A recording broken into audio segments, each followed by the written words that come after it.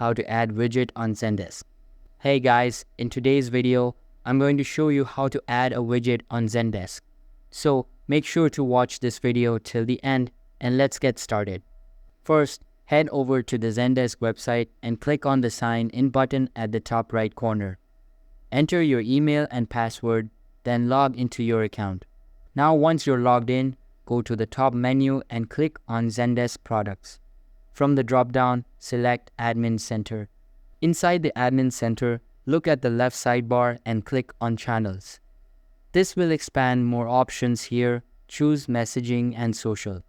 Under this section, click on Messaging and then hit the Add Channel button. Now you'll see different widget options that you can add to your Zendesk interface.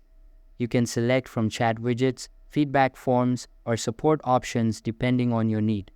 Once you choose a widget, follow the on-screen instructions to configure it, like selecting your language, adding your brand name, or customizing the appearance. After setting it up, Zendesk will provide you with an embed code.